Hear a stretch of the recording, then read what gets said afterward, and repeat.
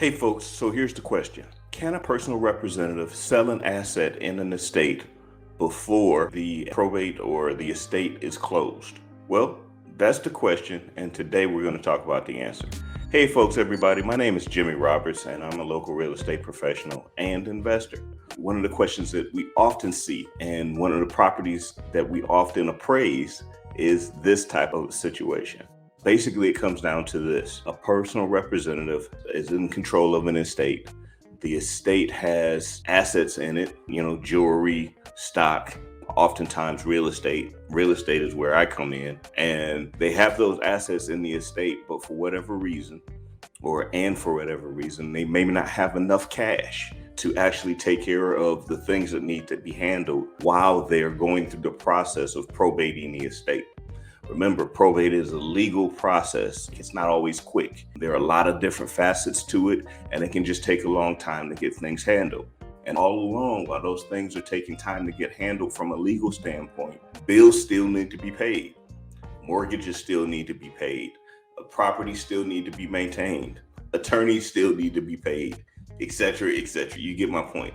Okay. Well, All of those fees and costs are supposed to come from the estate. And oftentimes what happens is the estate has the assets, but they don't have the cash. So what oftentimes happens is the personal representative in those situations, they have to figure out a way to actually pay those expenses and hopefully get reimbursed later on. I've seen it in a lot of different situations where people were misadvised and misinformed, and the personal representative felt the need to pay out of their own pocket for expenses associated with the estate, with the idea that later on down the line that they'll ultimately get reimbursed. Now, I'm happy to say that the courts generally do reimburse those fees. I mean, especially if they keep great records, which most personal representatives do. But again, that is an expense and a headache that the personal representative should not take on for themselves. Exactly. In fact, it's actually very straightforward. If the estate does actually have assets, the courts generally do approve the selling of those assets, but they do have some requirements. For instance, in most cases, during the initial filing of what's going on with the estate, letters of authority, which are basically the instructions the court gives the personal representative to handle, basically authorization. They're saying, okay, you are authorized, I dub thee authorized to handle whatever needs to be handled with the estate. With those letters of authority, the personal representative then has the responsibility and the obligation and the latitude to do whatever they need to do, as long as they're following the wishes of the descendant in the case of a probate estate, or on behalf of the conservatory, the person that they're working on behalf of in a conservatorship. So once they have those, then it's up to the personal representative to determine what needs to happen with the assets.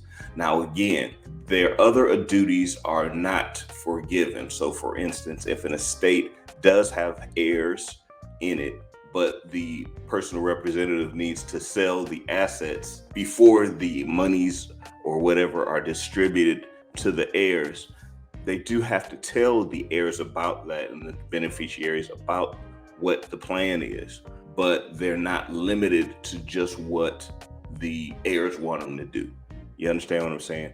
They're in control. The personal representative is in control, but they do have to communicate what they're doing. And oftentimes they do have to make sure that the sale of whatever asset they're deciding to do is fair and reasonable. In the case of those estates associated with real estate, what usually has to happen, or what is usually suggested by the courts, is that they get an actual appraisal for the property before they actually sell it. And the reason they do that is a couple of things. One, the personal representative or conservator is actually covering their own butts, right? Because it looks very bad, I should say, if they have an appraisal on a property and a property is valued at, say, $100,000 and they decided to sell it for 50. That's very bad. And it's not good for the estate or the conservatorship, depending on what they're working on, right? The personal representative's duty is to do what's best for the estate. And if that means selling a property, in this case, then they need to make sure that they're maximizing the value for that. That's just the way it works. So again, can a personal representative sell a property or an asset, whatever that asset is, prior to the close of an estate? Absolutely. Happens all the time. Are there some steps that they need to take along the way to make those things happen? Yes. One of those things is, one, make sure they're given the authority by both the will and the courts by way of letters of authority that shows that they actually have the ability to do that. That's one. And two, they are obligated to value the asset properly. They need to get some type of professional evaluation or appraisal. That's two. And three, they need to go ahead and market or do whatever they need to do to get as close a value from what the property is valued at to what that appraised value is. Because again, the whole point is to maximize the value of the estate and to do whatever they need to do to maximize the value of the estate. So there you have it. That is the answer to that question. And before I let you go, I'm going to give you an example. One of the things that we often consider, especially when we're talking about real estate, a lot of different values associated with real estate. For instance, if a house is really beat up and whatnot, there is the perceived value of what the property is going to be after it's fixed up. There is the value of that property when a decedent passes. And there's the current as is value, the house in the current condition where it is beat up and maybe unmaintained.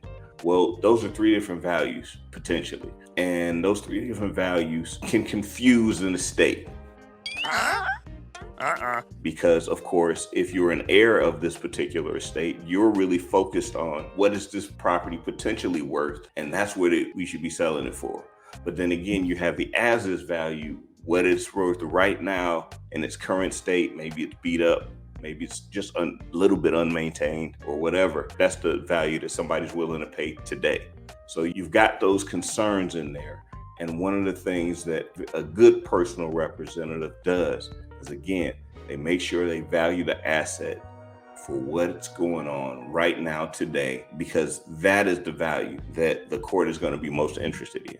What can you sell this property for today? All right.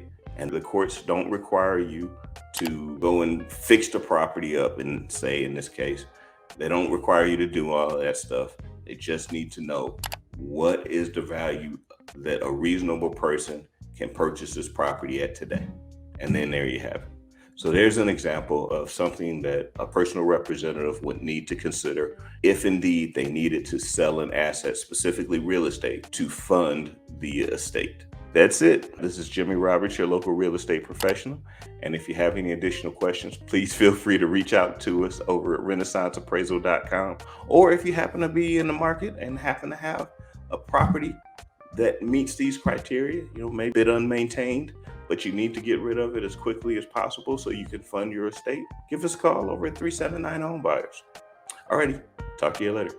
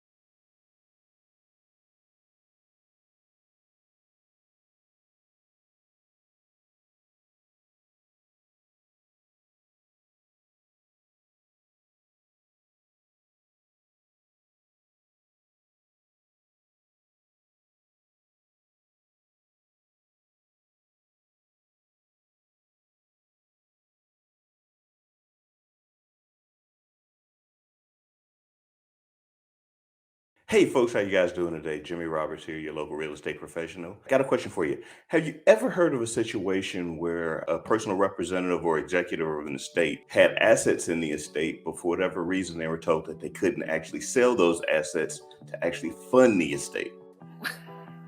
Familiar experience. Well, you know what? To be honest with you, that happens more often than you would think, where a personal representative, executive, or conservator actually has assets in the estate and they need those assets to fund whatever needs to happen, whether that be distributing the assets to the heirs, taking care of the beneficiaries, or in the case of a conservatorship, even paying for their medical care. And for whatever reason, the people around those folk are telling them that they can't sell the assets because of whatever reason they think they can't sell the assets. Well, here's the thing. As a personal representative, executor, or conservator, one of the primary duties is to, one, manage and distribute the assets to the heirs, beneficiaries, and or conservators. In the case of conservators, basically, you're going to be distributing or liquidating the assets to take care of whoever you're supposed to be taking care of in the conservatorship. So I guess going back to your original question, can you do it? Absolutely, you can. Is it always simple and easy? Not necessarily, but it is a process and it is something that you as a conservator, executor, or personal representative can absolutely do. It's not easy, but it's important. Matter of fact, we see it quite often, and I've been involved in a lot of those transactions from both the appraisal side and the investor side.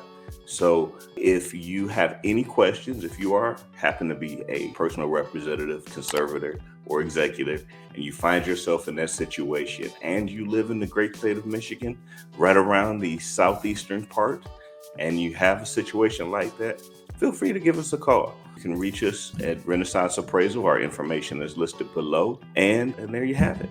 So this is Jimmy Roberts, your local real estate professional, helping you solve that major question of can you sell an asset as a personal representative in an estate before the probate is done.